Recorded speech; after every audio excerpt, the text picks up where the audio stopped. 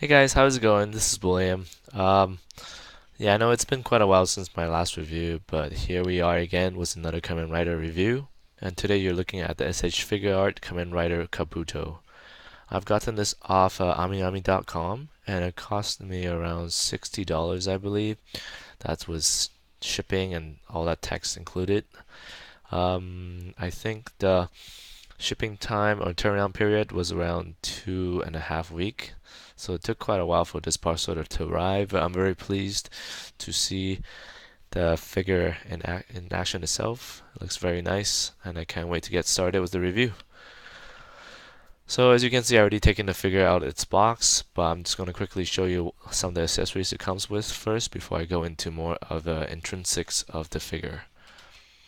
So to start, the figure itself has a bunch of hands. So in this case, you see that the figure actually has in total 9 pair of a hand.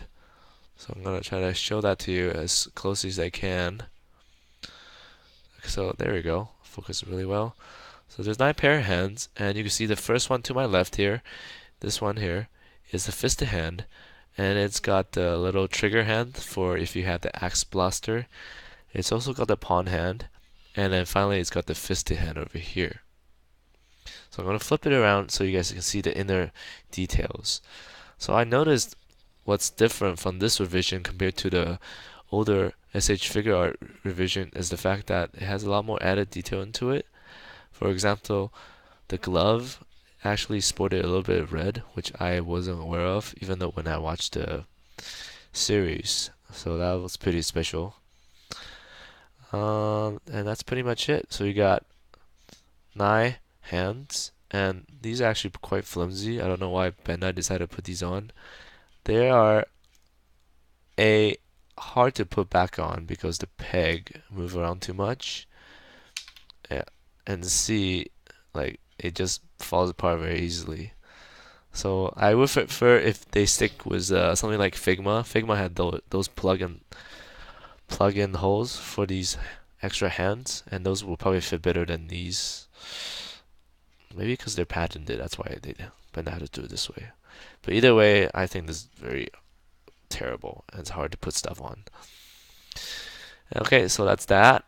Oh, actually, however, I do have to say that it does save a little bit more space because it's a little bit more compact. Because you can fold your hand down, and fold it down, and you can put it somewhere else. So that's very nice, I guess, somewhat. And this is the blaster it comes with. The axe blaster. You can see a pretty detailed this time around. The proportion is still a little bit weird because you can A, hold the gun like this, so that becomes a blaster. It shoots laser on the side. Or B, you can hold it by like this, and that becomes an axe. However, I think in the show, this axe side should be bigger. But that's just minor thing. I actually don't ever use the axe, so whatever. Okay, so moving on to actual figure itself. So this is the figure. It's got a really nice red to it. It's not metallic red like the previous SHfiguart Kabuto, but it's actually, I guess, more accurate to the show because it's got a slightly washed out red look to it. And I'm gonna show you guys some of the articulation sports. So let's start from the top here. They have this really weird articulation that's new. Is like this breastplate can be removed, not removed, but can be moved, and it's very strange because you can move it sideways. You can like open it up, like you could pop it out of place, and then I think it has got its own ball joint or something. So you could push it out like this. And it looks very, very weird. And the funny thing is, it doesn't really actually add anything to the articulation because the ball joint goes up here anyways, and it doesn't really hinders the movement of the figure. So maybe that's something Bandai was experimenting. Maybe they thought it would be a problem, but it's actually not quite of an issue. So in the end, it just turns out to be really strange. Another interesting point of articulation that was not on the previous figure is the fact that the torso part here, these plates can be lifted a little bit. So you see what this part here can be lifted. So I guess it allows you to bend your torso a little bit more. Because the previous Kamen Rider, the sculpt doesn't let a lot of waist movement. So this is aimed to actually address that. But again, it looks kind of weird when you have the plate that overlaps the belt. So I don't know. I think I guess it's unwarranted, but it's still a nice little point of articulation, I suppose. Another very interesting point of articulation, and one I think should have been included in the original one, would be the fact that the belt, if it actually focuses at some point in its life, there, let's try it. Come on, let's get the belt. There we go. The belt itself has that little peg here, so you can move the belt forward, you can move it back, so you could replay that Kamen Rider kick thing where he pulls the belt buckle back to charge and then push it back down. So that's pretty cool. I don't know. I thought it would be a little bit more clicky in the sense that it would stay in place better, but for the most part, it does. However, sometimes when you're playing with it, it actually like goes like it just pops out and it's kind of annoying. But still, I think it's a really good addition to the Kamen Rider figure. Okay, so enough about the extra features. Let's talk about the movement. So let's start with the obvious point of articulation. Sorry, wow. So for that, the head obviously bulbs down, back and forth. Let's put this away. There you go. Head has sculpt that allows it to go back, forward, side to side a little bit, and you could turn his head obviously 180 like that. And the shoulder plates here, I believe it actually has a ball joint. I don't know if you guys can see. Here, let's see. Can you see now? No, it won't focus properly. But anyway, trust me, there is a ball joint inside the shoulder armor, which allows you to do stuff like this. There.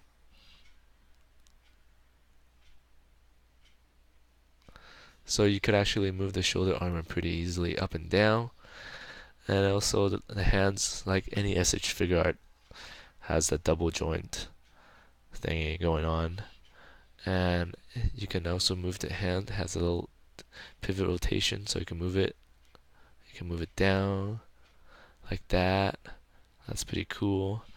There's one thing that's kind of weird is the fact that this is a elbow joint. I think this is new. However, this thing can be taken off, and for the most part, I think it's gonna be falling off quite a bit.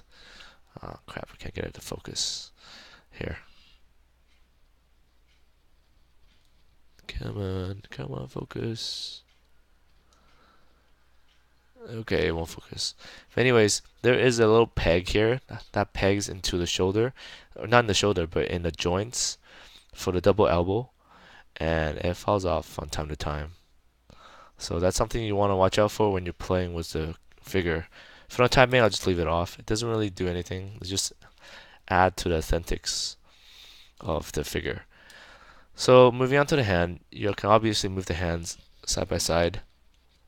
So the rotation here, and that's pretty much it. For the leg itself, this one actually differs in the fact that it actually got the ball joint that's pretty apparent outside, and it actually allows a wide range of movement. So I can do like this, kick this way.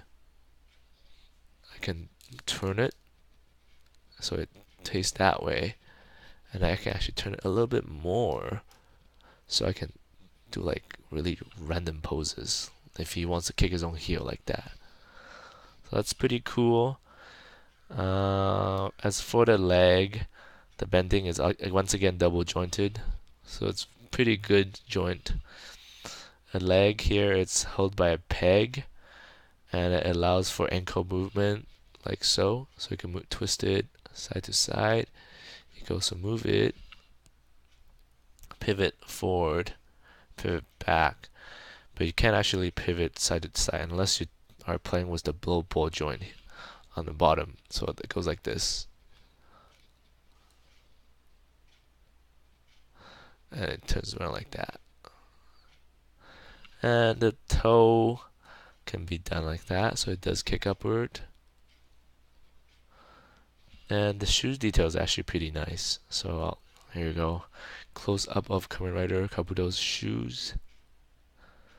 There you go. It's got a little funky, seems like a Nike design or something. But yeah, it's a nice touch. One thing that's also different from this figure is the fact that they removed some of the diecast content on the feet. So there's no longer diecast. This figure is entirely plastic. Whereas in the old Kamen Rider Kabuto, you had the diecast feet. You also had diecast on these armors here on the side and these ones here. And I think that diecast really add to the overall feel of it. And it would be nice if Bandai could release that with the future releases of the SHfiguart line, because that's something I think I miss from the Kamen Rider Kabuto line. Otherwise, this figure looks pretty good, looks pretty great. The proportions are much better this time around. The chests are a lot more pronounced, and the head is like phenomenal, because the old Kamen Rider Kabuto looks pretty bad. Let's be honest, it looks pretty bad, and everyone who bought it probably just bought it for the sake of completion. But yeah, this one is a huge improvement. So let me just show you what the difference is. So this is Kamen Rider Kabuto 2.0, right? And here you have Kamen Rider Kabuto 1.0. So you can see totally that the head is completely revamped. Like this head here is so much smaller than the body. It's weird. Whereas this one is actually properly proportioned and actually pretty well done. So because this is still a new figure, I haven't experienced anything with loose joints so far, but only time will tell if these joints become loose. Right now, the poses are held pretty nicely. I can do rider kick pretty well, so that's pretty awesome. Okay, so I'm just gonna put this figure to side, and we'll do a side-to-side comparison with the Kamen Rider 2014 release versus the 2009, 2008 release, and we'll do a comparison. So just give me a moment to set up. Thank you. Stay. Oh God. There we go. Okay. So here we are with two Kamen Rider Kabutos. So to my left is the 2014 edition, and to my right is the 2009 rendition. So yeah, like I said, the sculpt is totally different. It looks a lot more proportion on this side than this one here. Yeah, I don't think anyone will actually want to buy this now that the 2014 is out, except for the fact that this one's a lot cheaper, obviously. At $50, I think the new SHfiguart Kabuto is a little bit more overpriced for the quality it offers, because of the fact that there's slight QA issues with the way it's colored. I noticed there's some color blemishes on my Kabuto. I can quickly show you guys. For example, behind the visor, it's supposed to be all black, but I noticed there's a little bit of paint chip missing. And also in the back here, where was it? Here, it's supposed to be all smooth red, but for some reason there is some kind of skid mark here. I think it's like they put too much red in it and it kind of spilled out a little bit. So that looks kind of meh. But if it's like something that's cheaper than $50, I probably will overlook it. But for $50, I expect a little bit more, I guess, quality control. Then, yeah, I guess that's my little rant about this figure. But other than that, this figure is beautiful. Okay, so going back to the comparisons with the two figures here. So again, you can see that the proportions are a little bit off for the older figure. You can see the leg is pretty scrunny as well. So I'll move back a little bit for you guys. the leg is overall more scrunnier, and also the shoulder armor just looks out of place because it pops out. And yeah, I think the only redeeming point is the fact that the shade of red actually looks better under the lights than the 2014 release. It's actually a lot more red. So if I were to compare something like, say, maybe I guess Iron Man, this would be more closer to Iron Man hot rod red color than this one, even though they're the same color. And also, as I mentioned before, the rendition or the addition of these diecast on the arms, so essentially all the way on the arms here, and on the leg here, even this part on the thigh, and on the bottom. These really help to weight down the figure, so I don't really have to worry about the figure falling over when I'm posing with it. So to me, that's pretty awesome. I mean, I like my figure have a little bit heft, so that's definitely something that the older SHfiguart Kamen Rider had going for them. Other than that, if you are a potential Kamen Rider Kabuto buyer, I would recommend you guys to get the 2014 edition because it is the most representative of the Kamen Rider right now, and I think even at $50, I think it's still worth your money because you're probably gonna have to wait another 3 or 4 years until Bandai decided to refurbish these characters once again. So that's pretty much it for my review. Thank you guys for watching, and yeah, see you guys next time.